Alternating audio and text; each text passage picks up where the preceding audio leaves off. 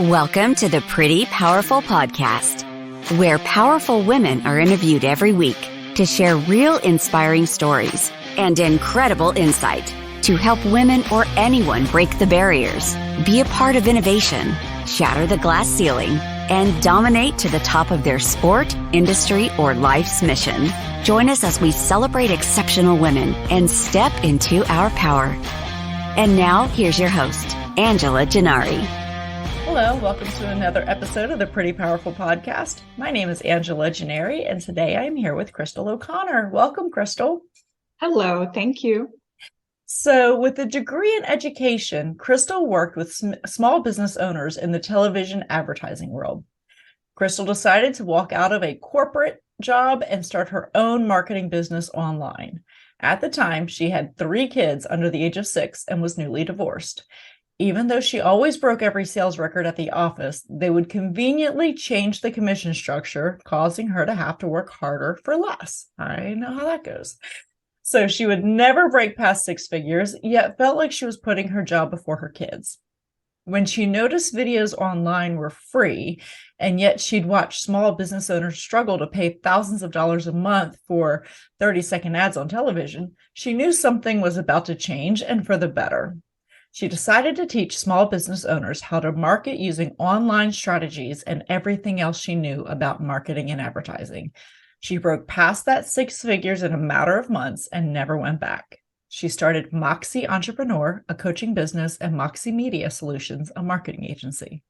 She's the author of Unleash Your Moxie, endorsed by Barbara Corcoran from Shark Tank, and she has most recently started a program called Rich, Fit, and Happy, focused on helping business owners in the health and wellness space, as well as in personal finance, so that they can thrive in these 3 key areas: health, wealth, and all while achieving happiness. That's amazing. So really excited to talk to you, because I think marketing is one of the things that small businesses struggle with most. We just don't know what works and what doesn't work, right? Right. So go ahead. Well, I was just going to add to that by saying that it became even more complicated with online. Yeah. And it was the Wild West when I started. So it was then 2008, between 2007 and 2008, when I noticed what was going online and decided to, take the reins and say, I'm doing this because it's going to free up time. And now is, a really great opportunity. It was a little easier. It wasn't easier in that there wasn't learning. There was definitely a learning curve, but it was easier in that it was like I said, the Wild West, and you weren't, Facebook wasn't being nearly as restrictive with the amount of eyeballs, right? Seeing something. I in fact started with putting an opt-in page on my Facebook profile to build a database. That is not, something that can be done now. I had to teach myself how to do that, which I taught myself on YouTube. So it's different now. But here's the thing, business always changes, the environment always changes, and things are kind of cyclical. And what used to work doesn't work now, but then it almost always comes back around. So, it's been interesting. It's an interesting ride, and you have to kind of be willing to change and grow. And then with AI coming into the mix, I mean, things are changing again, right? Like even now that, AI and, Chat GPT and all these things are kind of coming into play, we are dealing with a whole new set of rules, right? Yeah. Yes. I think with Chat GPT being part of the AI world, it's made it easier, but not 100% easier, meaning you still have to add your creativity, because I've played around with it and it's pretty generic information that it's spitting out, but it is interesting, and it can get your project going faster, and it can get your creativity going faster. So I use it for headlines, but I almost always have to tweak them. For instance, I'll use it to spit me out some ideas for a podcast title, because I have a podcast as well. And, a catchy, because these are some of these things I actually used to teach in my initial program. I used to teach copywriting and headlines, headline hacks. And now, so yeah, it saves you time. It saves, I mean, have you been using it in that regard? It does save. I've used it a little bit, but I've heard, and I could be wrong about this, but I've heard that that Google and some of the search engines have started to kind of restrict things from chat. If they can recognize that it seems to be AI generated, they'll actually throw it down lower in a search result. Is that right? I have been hearing things. I don't know what is being, I mean, I don't know what's completely accurate and what's not with that. I know that in the education world, like in colleges and universities, now the teachers are having to have different ways to kind of, catch them. Right. And it's being shut down. And I think they're getting to the point where, they'll actually expel a student. That's pretty major. That is major. Yeah. So you want to avoid things like that. It wouldn't surprise me if Google will do that, but here's the thing: it can still be used to spark your own creativity. You're going to get lazy and just keep swiping all of it. First of all, it's going to be super generic anyway, and that's not competitive. We're living in a very competitive online world now. I called when I started, I called it the Wild West. Well, there were a lot of eyeballs, and there weren't a lot of people doing it, so it was easy to stand out, and you didn't really have to be that skillful. Now you've got to be real skillful, and ChatGPT will spit out some really boring generic stuff, but it can be useful, like I said, in teaching you some things. But to copy and paste it all, probably, like you said, probably is not going to help. Because if Google is going to crack down on that, it's going to hurt you. So I say use it to teach you. So if you're going to use it to teach you what a captivating title is, because that is really good copywriting. It's been used for years and years. I mean, as old as, when the first newspapers came out, the headlines were what grabbed attention. So if you're looking to use an attention grabbing headline, use ChatGPT to teach you how to do this. And instead of just copying and pasting it. Yeah, absolutely. Okay. So what got you interested in the marketing world? I was in TV advertising. So the reason I left, I went to college to be a teacher. And the reason I left was because I had 3 kids in 2 years. And it didn't seem smart to leave my kids to go teach other kids, only to give my almost entire salary to a daycare. So I stayed home until they were old enough to go to school. And then, so I started working for a TV station. And I was in sales, so I'd work with the small business owners, but I would also do a lot of writing for them. So I'd write commercials, and sometimes I was in the commercials. I do voiceover. So I did a lot of different little things that really taught me a lot about advertising, and it was fun. And before that, I had been in sales as well. And I worked for Chanel Cosmetics. I had worked in many different facets of sales. I feel like that helped me a lot. And because so then the TV advertising and having words be part of your understanding of how marketing works and how the psychology of the brain works and what grabs attention, all of those things kind of rolled into one helped. But one thing I feel like put me in terms of skills, put me to an advantage or at an advantage is knowing that you have to ask for the sale. So when I started, just like I had mentioned, putting the opt-in on Facebook, on my Facebook profile, the objective was to start asking for, so I put a little headline on there. I can't remember what it was, but it probably was to attract people to my weekly call, which again, it was before podcasts. Podcast is another example of that. So I would ask people to join me on a call. I'd get use a phone number. Can't even remember what it was now, but you could get a phone number. People would sign up. They called it a bridge line. They would call this number, put in this code, and they would listen to me like every Tuesday. So Tuesday evenings, I would talk for about 30 minutes or more about money, how to make more money, and how to apply. So I was actually learning and then teaching, learning and teaching. Okay. And then I was just really consistent with that, built that list. And then I knew at some point I was going to have to ask or make an offer. So making an offer was something that I knew I had to do. It was just a matter of asking the people that were listening what they wanted from me. So I offered a $6,000 program, and I knew that it needed to replace my income. I needed to not just have a higher ticket offer, but really have it be super valuable, or they weren't going to pay $6,000. So I knew that me offering $6,000 had to be at least $25,000 or more in terms of value. And so that's what I did. I basically created a program, charged $6,000. I would put up their website, their WordPress. I teach them how to use it. We would meet once a week, one-on-one. At the time, we used Skype.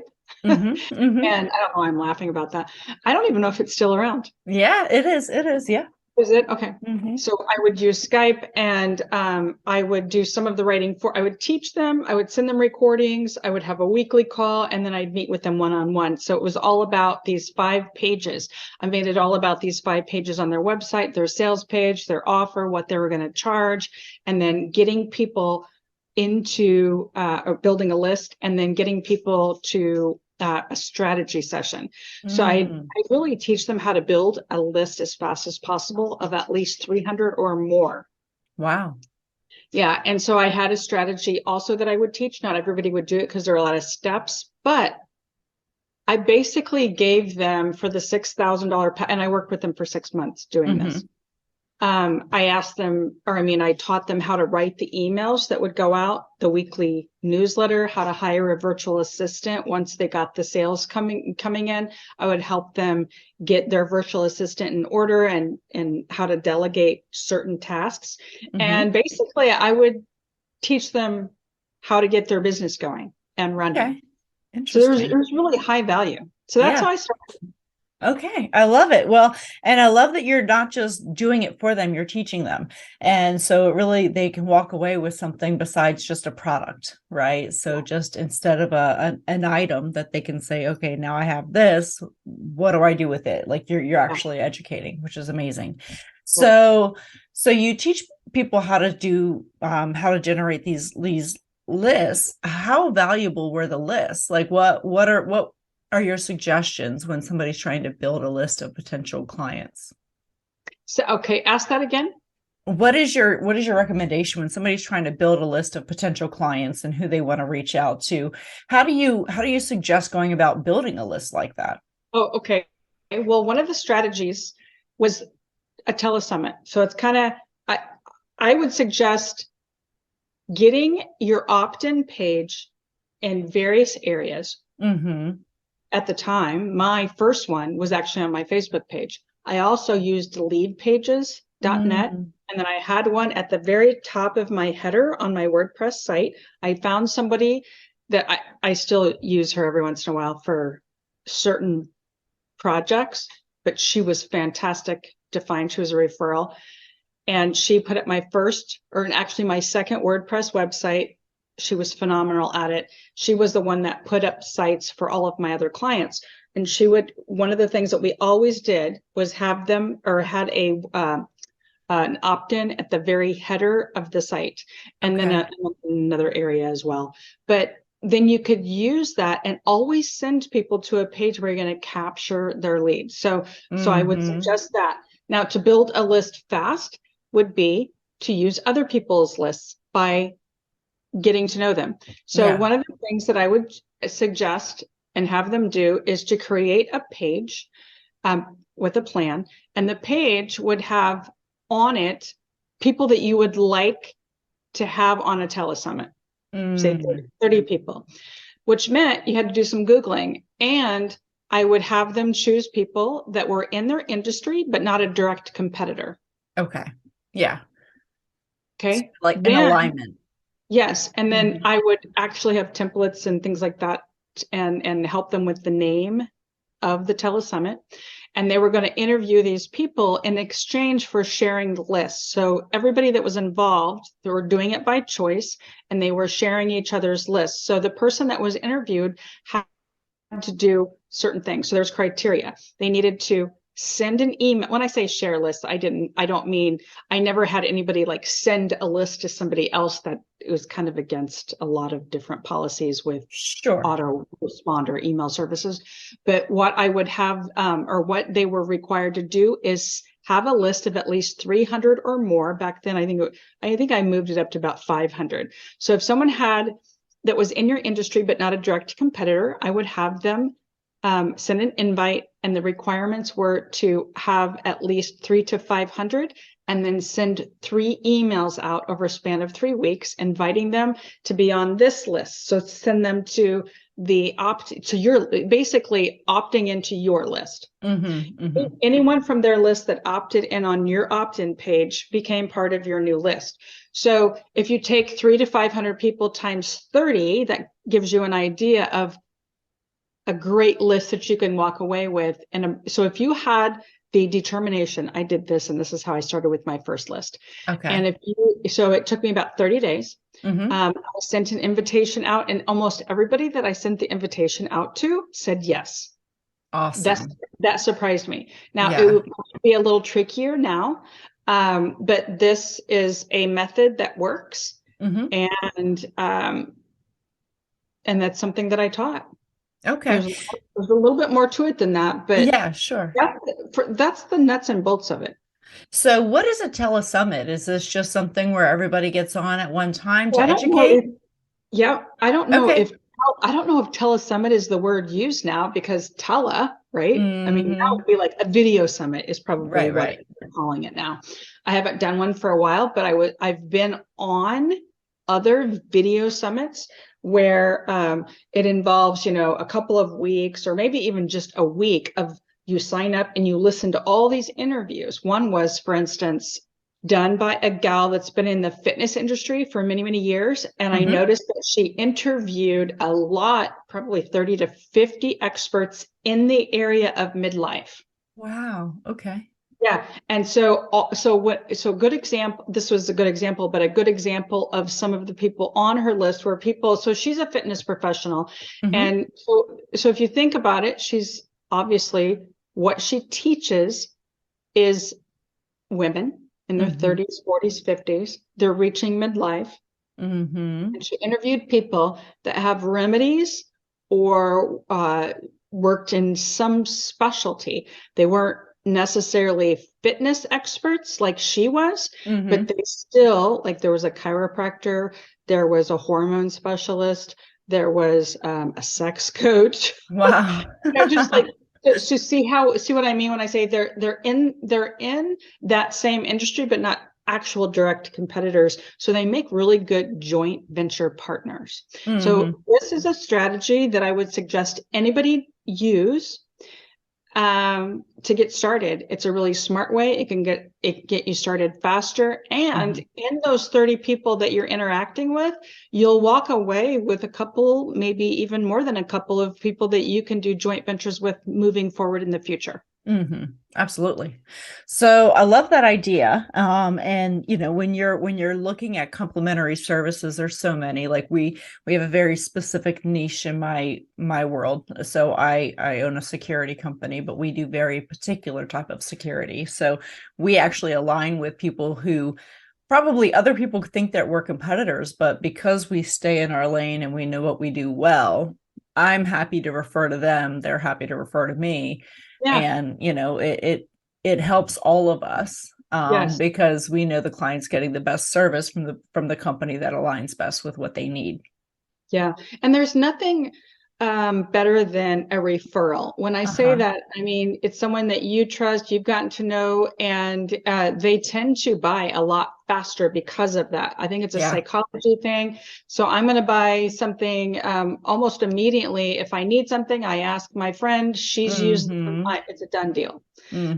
So that is a really good, you just feel comfortable. Whereas if you fall upon it online, there's a part of you that just, they're not understanding, or you're not understanding yet, but that know, like, and trust just isn't quite there yet, like it is in a Right. referral. Yeah, no, absolutely.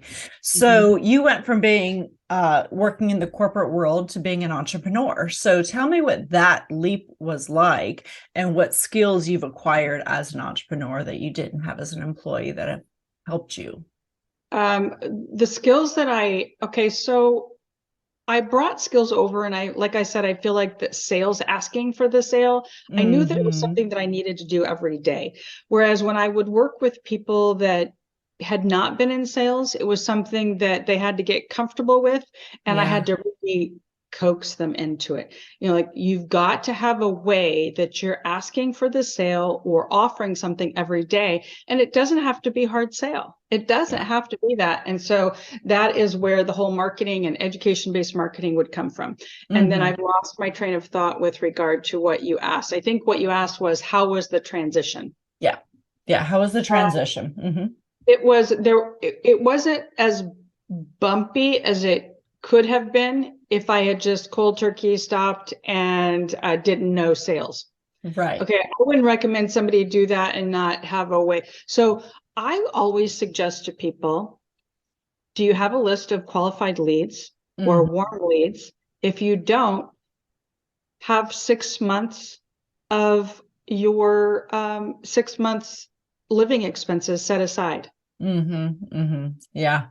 Or maybe even more, but I would say 6 months. It depends on what kind of money manager you are. We're all a little bit different with our money. Yeah, or it depends on what your receivables timeline looks like, right? So like with me, we don't charge for staff until the staff is present on site, right? And so if we're booking something, we could have booked a huge event, but if it doesn't take place for another 12 months, we're not going to see any money on that. So yeah, you have to fill up your pipeline with things that are short-term, long-term, and when you're getting your receivables.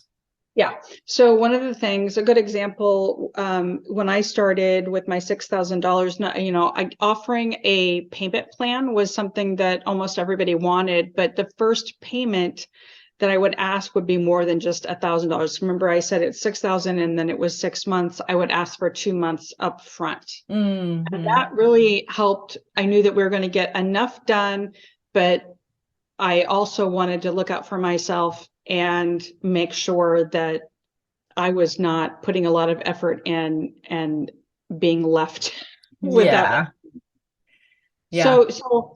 So then I knew with that how many. So if I was going to make 2,000 initially on one customer, I knew then how many I needed that first month and each month thereafter in my pipeline. Yeah. And then how many offers I needed to be making automatically on my list, and then how many connections I needed to be making with my joint venture partners. And then possibly, like, another way that can also work really well is to have a joint venture opportunity with somebody and you're actually selling. So I've got one going on right now as an example, where I am joint venturing with a gal and we're going to be holding a webinar.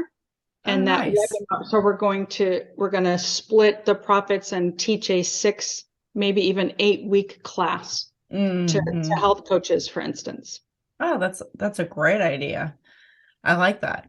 So you then pivoted and you wrote a book. So tell me about the book, because that's a big undertaking, isn't it? Well, it wasn't as much as I thought. So yes and no. What I walked away from with that little project is that you really just need to start writing. Quit thinking that it needs to be perfect, because like I said yesterday in a podcast episode, I said I'm not grammatically correct most of the time. And that's okay. And I think it's important for people to know that I was not like a star writer in terms of grammar. Okay. But I like to write. And so I had a guy tell me, you just need to start writing. You just move your fingers. And that's how the creativity actually starts. I also walked away. I think my biggest lesson was that, if I can just get a bunch of words to an editor, he can help guide me. He or she can help guide me after that. obviously you need some good content. Okay. Right. Which I had some good Mm-hmm. ideas. So he or she, I keep saying he because mine happened to be a male, but they can't work their magic unless you have something good. However, it is pretty amazing what an editor can do to weave some continuity and consistency with your themes. So how he broke it up was not how broke it up into three segments. I wouldn't have even thought of that. So editors are pretty cool. Yeah, And that's awesome. can help you get things going fast. Yeah, I like that. And guide you in ways that you wouldn't have ever thought. Well, and I'm sure with your coaching business, it's helped tremendously, right? Being a published author, having your own book, people can read the book. And then if they want more, they come to you and they're like, okay, you're the one who literally wrote the book that I am already impressed with. You've given me so much great content. And then they come back to you for more. Yeah, they look at you differently. I never wrote a book to make money. It was to, make profits off of the book. But I used it as like a business card. Yeah, so I like it. Yeah. I like that. So where did you come up with the name Moxie? That's a really cool name. I think that it was an older gentleman that called me Moxie when I was in sales. Really? And I didn't even know what it meant. It's an old word, and I like to think that I brought it back. And now it's like really popular. But yeah, I actually, my first business was Moxie Mompreneur. I changed it to Moxie Entrepreneur because someone's literally stole the name Moxie Mompreneur in my, that's a long story. Right. I've had some seriously funny things like that happen. Moxie Talk was also stolen from me. Like they literally took it out and redirected it and then sold it. Yeah. Wow. Someone that hacked into my my hosting account.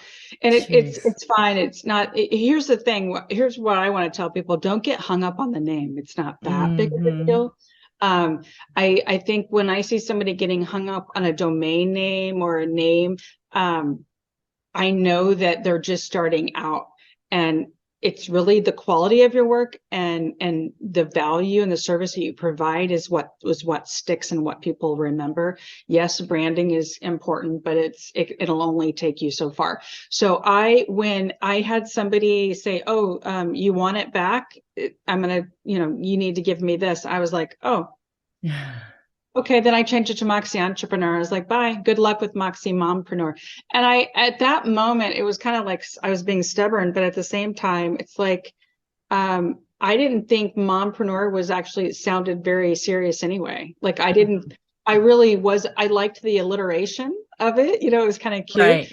But I thought entrepreneur actually was going to be taken more seriously. So I was like, fine, we'll just switch it right now, and switch I switched the name, changed the whole website. It was New Year's Eve. I'll never forget. It was New Year's Eve. It was New Year's Eve, and I was at home doing that, and my kids were with their dad, and I was like, I'm just going to do this now. And I was like, excited. I was like, new year, new name. All right. I like it. I like it. Well, so then you launch your book, you've got Moxie Entrepreneur, and you're kind of jamming along. So then what next? What led to you? Okay, so here's the funny thing about entrepreneur and the word entrepreneur. So I used that name for years, and now I'm switched. My new project is Rich, Fit, and Happy. So Moxie Entrepreneur is still up there and out there, but I'm not using that name anymore because Entrepreneur Magazine is suing people that are using the word entrepreneur. Oh no. Yeah, I know, right? Like that's really helpful. Thanks. I probably won't read your magazine anymore. So that's kind of why I'm not really using it anymore. I'm probably going to take it down, but it's up there because I still talk about it every once in a while. I do have Moxie Media Solutions, so it's like a done for you. But Rich, Fit, and Happy is my newest project. And then I'm partnering with another gal that does hormones and has a research foundation working with doctors. So I want to teach health coaches how to expand their business and specialize in hormones the right way. So that probably threw you for a loop, and I didn't mean to do that. But Rich, Fit, and Happy is the name of my podcast, and the name of my business. And there's only one page right now up, but it is going to be an all-in-one, meaning I'm going to teach business and how to manage business and health and fitness. Because here's the thing, I noticed when I was going through, and I don't know how old you are, hon, you look pretty young, but while I was going through my 40s and building my business, it was a lot, and kids.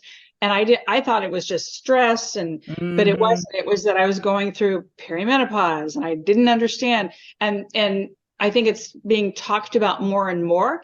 And all of these health spas are going up and offering hormone patches and testosterone.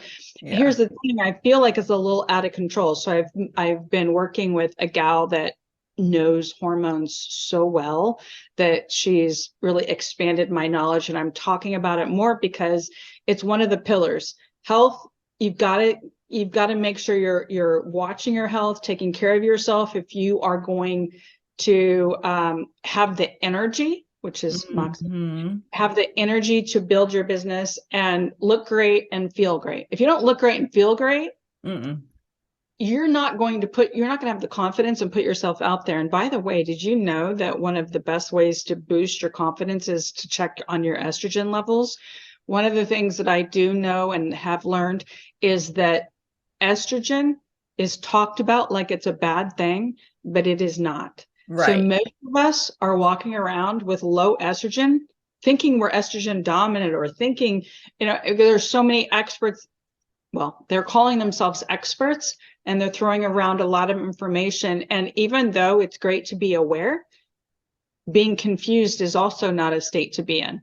So I'm going to have an expert speaking, like a true expert speaking about it in Rich, Fit, and Happy. So we're going to, make sure that your health is being, or that you know what to look for in an expert, and get your estrogen where it needs to be, all of your hormones in check, your health in check, so that you can lose weight easier and faster, and do the right things in your business. Because what I noticed in Moxie Entrepreneur is that I would give people what I felt like were the keys to the kingdom.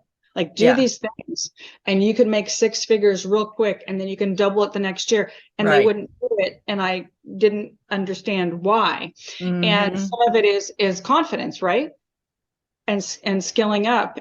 But when you have your family that you're dealing with, and you have your business and your confidence, and then you're not feeling well and you don't know why, it could very well be because of your hormones. Yeah. Oh yeah, absolutely.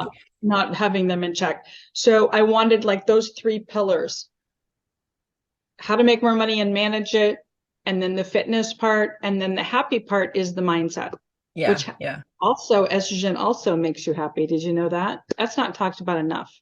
It's linked to the low estrogen is linked to depression, like big time.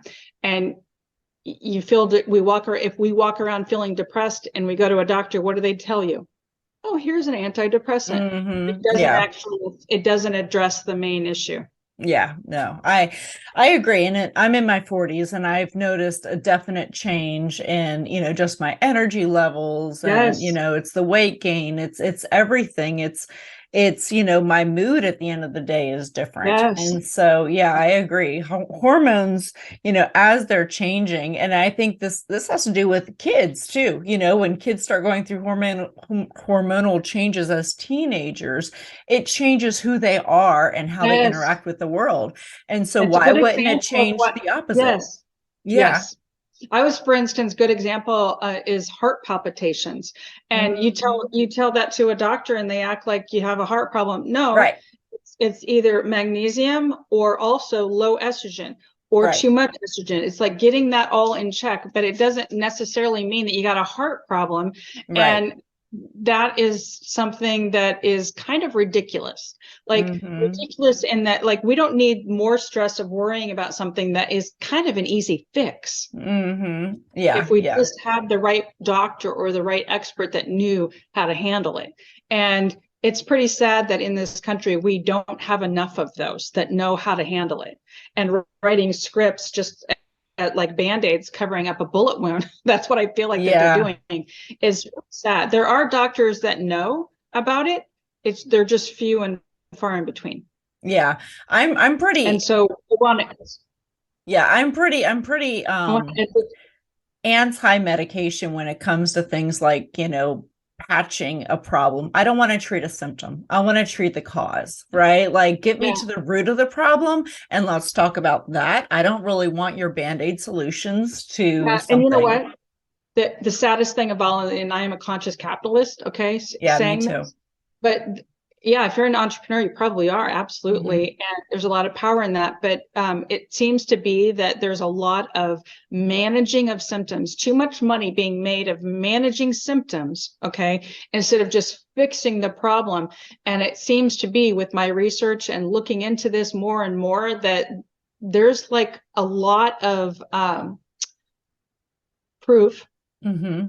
that if you fix the estrogen problem, you'll fix almost all kinds of problems the body has: osteoporosis, heart condition, breast cancer. And now I might be even making you feel uncomfortable by saying that. I'm not, I'm just saying there are books. A good one is Estrogen Matters. Listen to that book, read the book or listen to it, and you'll hear what I'm saying from an expert's point of view.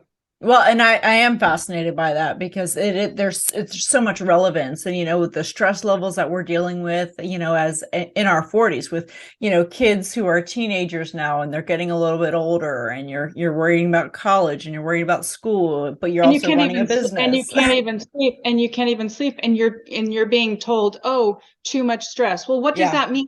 Yeah, exactly. Well, you're going to feel like you have too much stress if you have an estrogen level of 100 or less. And you know that, and that is another argument. People will say, oh, your estrogen is fine at 100. Really? Because you'll feel your best between 350 and 550. And that comes from an expert that's worked with thousands of women. But yet there are those that won't suggest you get your estrogen up that high because it's linked to breast cancer. And it absolutely is not. Read the book, Estrogen Matters. There's a lot of research and doctors are in there saying it. It's just that very few doctors, not enough doctors are saying it. So that's my soapbox, because I want women to feel as best as they can so that they can do all the things that they need to do. Yeah, no, and I agree. Not die early, because ignoring those things, covering it up with an antidepressant only leads to disease early, dementia. All of those are linked to low estrogen. So there's my soapbox. Okay. Well, and honestly, like, we're so busy that I think that we tend to just throw our health up on a shelf somewhere and think, oh, we'll deal with it when we have time. But really, like, if you can deal with it early, it'll give you the energy, the stamina, all the things that you need to really just start tackling everything else in your life. And and you can't put your health on the back burner. Yeah, and there's nothing wrong with having a glass of wine, but when you find yourself needing a glass of wine every single day and you don't know how to stop that, it could be very well, because rightfully so, you're needing it because you're lacking what your body needs. And you can throw minerals at it. And, I hear a lot about gut biome. Okay. And your gut yes. Okay. Yes. But did you know that estrogen helps the gut biome? You're going to have a really hard time getting your gut biome accurate when you don't have the estrogen helping you do that. And then what do? You reach for the alcohol, okay, to kind of calm yourself down and try to get the sleep. And then the cycle continues. Get your estrogen fixed. Get your labs done. Yeah, I agree. So going back to your book, so you talk about nuns in your book and how you had nuns in your family. So tell me what that was like. I did. They made an impression on me. So the funniest thing about this is that as a kid, I couldn't stand them. It wasn't them. It wasn't them. It was just their disciplined style. And by the way, none of them ever laid a hand on me. That's not what I mean. And that's not what I mean. I just meant the repetition. So the repetition and their style of repetition and habit and cleanliness is next to godliness. That whole thing drove me crazy. Right. And I didn't see a point in it until I became an entrepreneur. So that's my point Ah, in mentioning it as in my book. I mentioned it because I would catch myself teaching what the nuns would teach me. Yes, it's interesting. boring. Yeah, and if you think about it, what is it, Mr. Miyagi? He would teach Yeah. me to say, Yeah. Wax on, why do wax I have off, to keep right? doing this over and over? And so what you're doing by being consistent is you're creating a neural pathway in your brain to do that thing consistently, and that consistency and doing the right things. You don't just consistent with everything, but if you're consistent with the right things in your business, it actually starts working and flowing and growing. Mm, But if you're not even being consistent with those simple foundational pieces, it's not going to work, and you're going to think it's you. It's not right. you. It's just that you need certain things done in a certain way and consistently. Yeah. Well, I like that because that actually makes a lot of sense. And when we start getting distracted with the, what I call getting in the weeds in your business, oh, I'm too busy to handle invoices. I'm too busy to do this. I'm too busy to do sales. I'm too busy to do marketing. Well, then you're working on all the tasks in your business and you're not running your business, right? So I Yeah. always And say, it makes yeah, you just, not, it makes you not feel like you have room. I've heard mm-hmm. it called holding space. I don't know why I Yeah. don't like that term, but you feel like you don't have room to have a conversation with someone, or like a podcast. Yeah. Like, times I don't have room. I don't have the capacity. Right. But yet you know that you should. And Mm-hmm. so that's why I say, like, the three pillars. So check your labs, make sure that you're giving your body everything you need, and then start to realize, okay, I do have time. I do have the patience and the capacity, because when you're stressed out, low estrogen, low hormones, you don't want to connect with people. You don't Right. even like people at that point. Yeah. Yeah, it's You're true. like, oh my God, another person that needs something from me. And then my Yeah. kid, my husband. Yeah, it's like you don't feel like that you have enough to give anymore. And again, it could be hormones. Yeah. Yeah. It's so true. So true. So when you're working on the health and wellness and or happiness and health and wealth, so where does all of this tie in together as an entrepreneur? Because and I swear to you, this is one thing that we will very quickly put ourselves, oh, my happiness will come after, health will come after, wealth will come after, right? Like entrepreneurs, we get so task oriented that those are the things that we take out as the pillars, right? Like that's the first thing we remove from our lives. Yeah. So why do you think they're so important, and how can we make them an integral part of, we can become more successful if we just focus on these three things? Ask me that. What was the beginning of that? So what I'm trying to ask is, as an entrepreneur, when we take these three things out, wealth, we'll figure out. I'm dealing with wealth, like an example. We'll cash out our pension or IRAs, whatever it is, to start our business, and we say our business is our retirement plan, right? And so we're in the grind, and we don't have a lot of money right now, and we just think it'll come later. Health, oh, I'll go to the doctor later. I don't have enough time for that right now. I'll do a checkup later. I'll do my labs later. All of this is later. Happiness, oh, my family can wait. My family will be there when I just have to get through this one tough time. And so as entrepreneurs, we're constantly putting those three things on the back burner so that we can be task oriented. So how do you feel as entrepreneurs we could bring those back to the forefront? Because do you think we'll be better entrepreneurs if we have those three things in place as pillars of our business? And so you're talking about the pillars that I'm referring to, rich, fit, and Yes. happy, those three things? Yes. Yeah. So starting to say no to things that don't fit into those three categories, and just like focusing, some of the easiest things to do, or I shouldn't say the easiest, but Yeah. just making, like simple tasks that you could do in the morning. This is what I have people do, is actually start to take some, like, say 10, 15 minutes in the morning when it's quiet, no one's around, and write over and over the same thing. Okay, here's what I mean. Like, I have in the beginning of a notebook, I'll have like my 5 major goals. and then I'll choose one of those from the 5 and write it over and over and write it as if it's already happened. Okay. And it calms the brain. And so again, there's that repetition that I'm referring to. So, let's say your goal is to hit a $20,000 a month, and all your clients are really easy. So write that out in a sentence. I'm making $20,000 a month in my business, and I love my clients. They're easy, easy clients. And start to write that. And what that will do is create a new neurotransmitter in your brain to literally attract and focus on those things. So you will automatically, when you focus your energy to that and seeing it on paper, so you also want to say it out loud.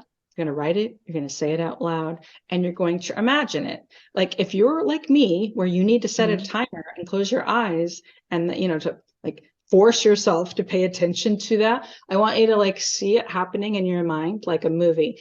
Your life will change if you are consistent with doing this. I promise you, your life will change and things will actually start to fall away that don't matter. So you don't actually have to do as much as you think to start getting these 3 pillars going.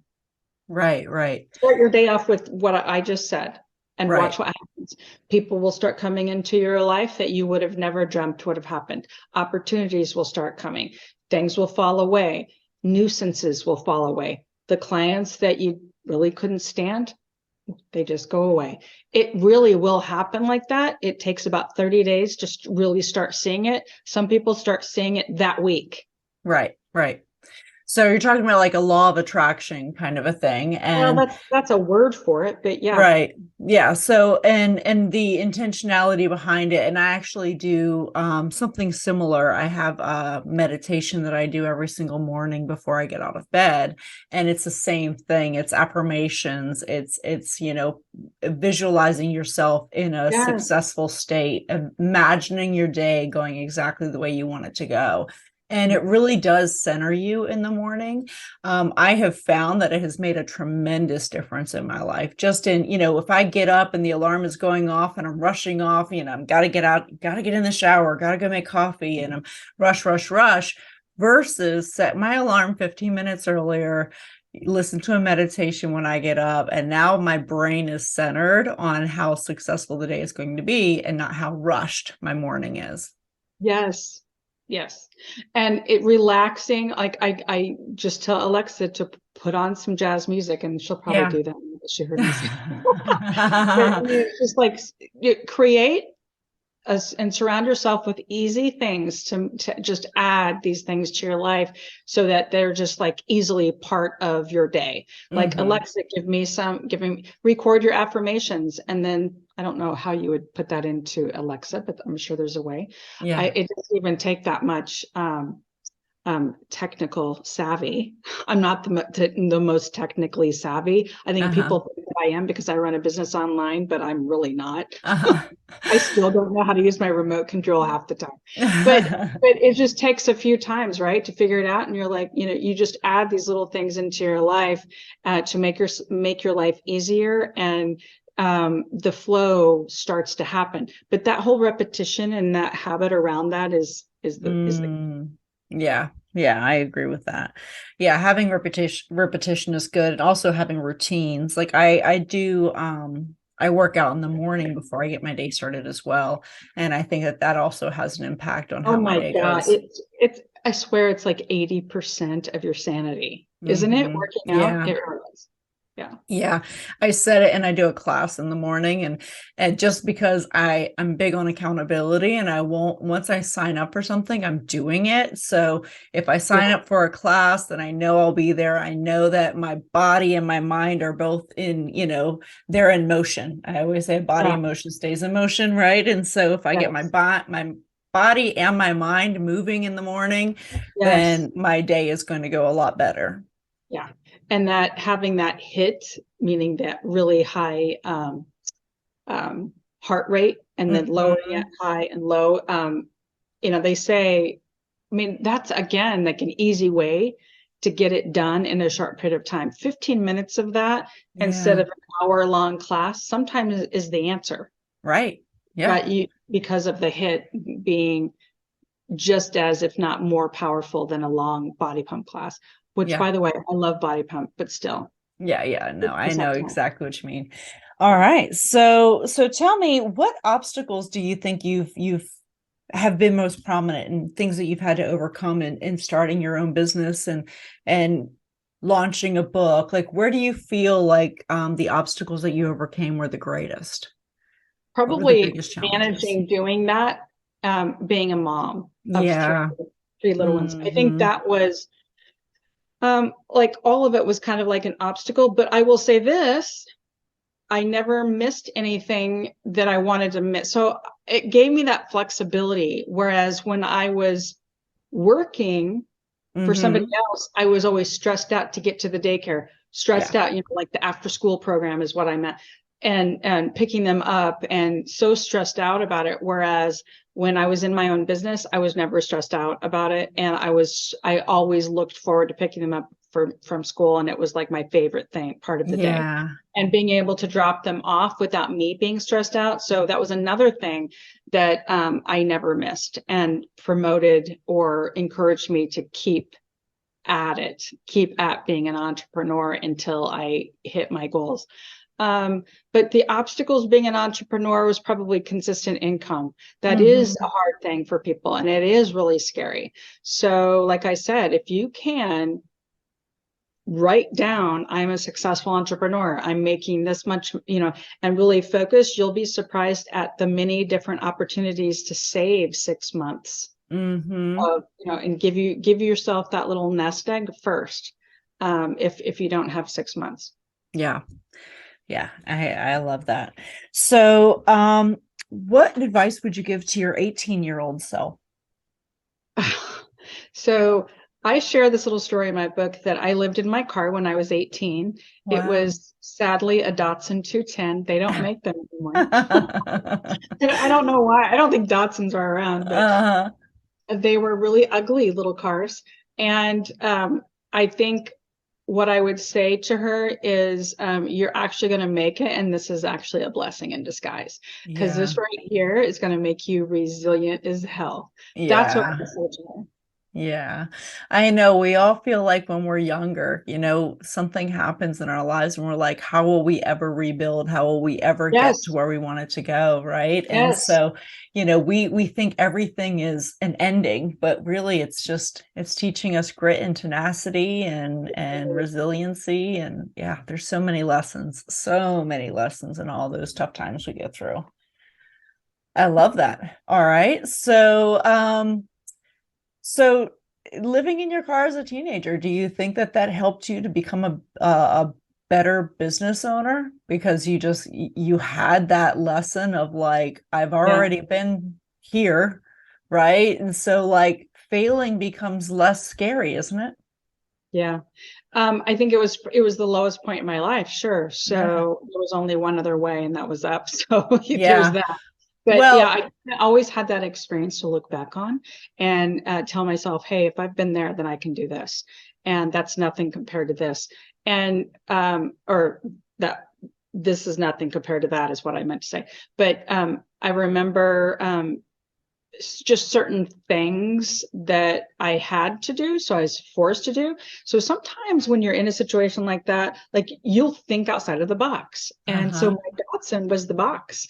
And I remember thinking, okay, so the first thing, and by the way, I had friends, they were just off at college, and the couple of friends that I had in town, I literally was too embarrassed to tell them that it had come to that.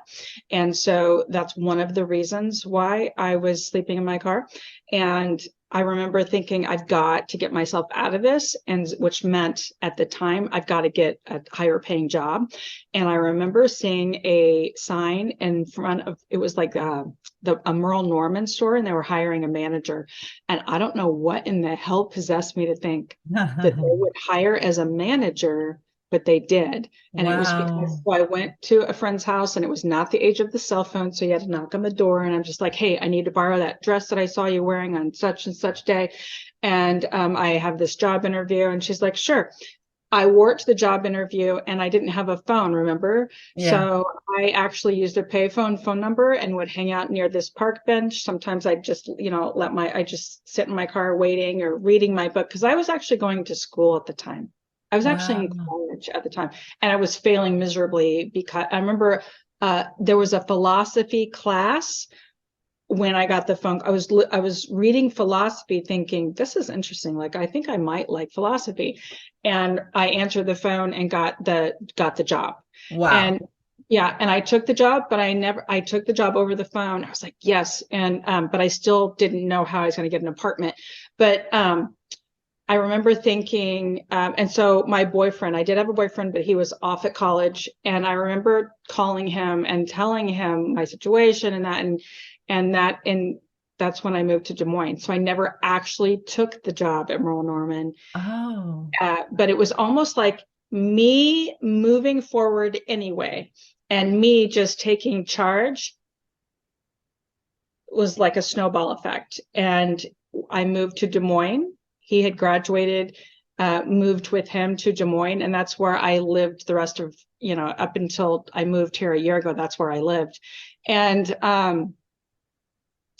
Des Moines was very white collar. And I got my first job when I was 20 years old, actually, working at American Mutual Life. And I did the same thing. I was not qualified for that job. I'd have friends say, how did you get that job? It's like, I just walked in and asked for it. Yeah. So I looked the part with the dress, and yes, I could type, but I also asked for the job.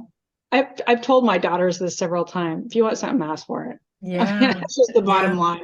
Mm-hmm. There are some instances where it's not appropriate to ask, but most will respect you for asking. 100%. I remember during this interview thinking, I need these. I just knew this particular insurance company gave great benefits. I loved the pay. I just, everything was perfect. And I remember just thinking, what have I got to lose? Yeah. And so at the end of it, I said, hey, I'm not sure if we're going to offer this job, but I'm telling you, I want this job. And then just it came all out of my mouth before I even knew what I was saying, and told him how great I was going to be at the job. And he offered it to me right then. Wow. So, yeah. And so I worked there for, I think it was 3 years. Yeah. I learned a lot about life insurance, and that I still use some of that knowledge today, because I would go over APSs, attending physician statements, and I would see life insurance policies that were denied, and I talked to the doctors, and we'd give different codes for different. And what I learned about that is, don't tell doctors. I mean, doctors love to give all these different ailments that you have, right? Right. Well, they put those in your chart, and the insurance company uses that, and then they rate you, and then they charge you a lot for your life insurance. Oh, no. So it's not always good. Like, and most of the ailments aren't really ailments. They're just things we bring up. Anyway. Yeah. Anyway, keep it to yourself. Yeah, I hear you. Well, and I have a similar story. You figure it out. So when I had gotten out of college, ton of debt from college loans, and I moved to Georgia, very first place on my own out of college. And the job that I got, I just took the first job. They offered me a job. I said yes, right? And so it was selling telecommunications, and it was a sham company that is no longer around. They went bankrupt, no surprise. But they said, we're going to pay you $19,000 a year in salary, but you'll have this very generous commission package. And like in your bio that I read, they kept changing the rules for the commission. So we never made a dime of commission, because it was like, well, you have to get to this goal. And then they changed the goal, and then they'd say, well, you can't get commission until we actually install it. And then, but the installation date's 6 months away. And so it was they just kept changing the rules. And so I'm trying to live off of $19,000 a year. And I had a roommate that was just a toxic roommate, just partying all the time, strange people in the house. And I said, I'm going to go out and live by myself. So now I'm trying to live by myself at $19,000 a year. And it was just, I could only afford like ramen. Like that was it. peanut butter sandwiches and ramen, and that was kind of all I could afford. And so I needed to get creative. And so I was attending networking events, trying to meet people for this to sell to for the commissions I wasn't going to get. So I'm trying to meet people, and the networking events weren't very good. And so I thought, I'll just host my own networking events. But I started doing it, and what I realized is I could walk into a restaurant and ask a restaurant, hey, if I bring you 50, people for a networking event, will you give us free food? And so they would put food out, and then I could eat real food. And so they put food out, and I said, I'll bring them. It'll be a cash bar so that other people were buying drinks, so there could, and then I would charge people like $5 to come in, and it would be enough money where I could at least have a little bit of money for the week to live off of, and also have food. Yeah. So, mother is the need of invention, or is it need is the mother of invention? Yeah. Need is the mother of invention. It's so true. It forces you to start thinking your way out of it. You do. And those rough times, and those times that you felt like, how can I ever get out of this? They build you up, and they build character and resiliency, and they build, grit and all those things that, then you and turn in hindsight, you say to yourself, I would have never thought of that if I hadn't been in that position. Correct. And then when you realize you got away with it, sometimes it feels like, wow, I got away with that. Right. Or just like asking for a job that I didn't think I was qualified for, and I did great. Like, I would have never thought to ask that. But, there's something that I feel like that I want anyone that's listening to this to walk away from, and you've got to start thinking, what do I have to lose? Yeah. And ask yourself, like, why aren't you asking for what you want? Why aren't you expecting what you want? Because it's all right there. Everything we want is right there. It's just a matter of time before you get it, and it's a matter of time before you realize you deserve it. That's that's really what it amounts to. Yeah, absolutely. And when I asked you, like, did living in your car make you less fearful? And that's what it made me, like being in that moment where I'm like having to be creative about how to put food on the table, how to make a few extra bucks. It made me less fearful of going out and starting something new, because hey, you know what? I know what it's like to barely be able to afford food. So I think I can handle it. So you start believing in yourself and your ability to get through tough times. Yeah. So I know that is one of the most resilient people, and her story is mind blowing. She actually grew up in Okinawa, and she was taken for a short time when she was 6 and chained. This is a crazy story. And chained to a pole, held for kind of like ransom, I guess. And she was chained next to a dog. Wow. And at 6 years old, she watched this dog be abused. And she ended up getting out of that situation. Her dad found her. My point in telling you this story is that there is, like, she has some of it she's blocked out, she says. But I mean, think about how lucky we are here. Yeah. And most of us will never see a situation like that. Right. And what she witnessed, and the fear that had to have been in her, as all of it, I feel like that has made her who she is today. Mm-hmm. I do. And so I know that was probably a really sad story that I just told. She's alive today to tell the story, though. Yeah. It's just that, man, there are some really sad situations, and we only live once. We don't live for very long. So I say, ask for everything you want, and make sure you get what you want. Yeah. I mean, we're a drop in the ocean, and when it comes to humanity. So, take the opportunities that you have and live your life to the fullest. Absolutely. So I've really, really enjoyed this conversation, but I have one more question for you. What do you wish more people knew? That you're actually in control of so much in pretty much everything. Yes, we're not in control of what happens on the outside. We're in control of what happens around us with our mind. So I think that is what I wish I would have known years ago. I had to actually see it for myself, and I think we all do, but I didn't have access to this type of information was not readily available to me as a child. I don't know if it was you. I feel like it is now online with YouTube and all these experts, like easy access. And I hope that our youth and some of our younger people realize that.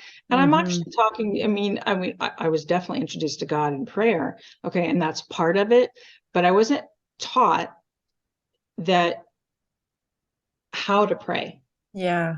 The best way. And sometimes the best way to pray is with faith. Right. And no one really specifically taught me that. And faith is basically acting as if it's already happened and moving forward.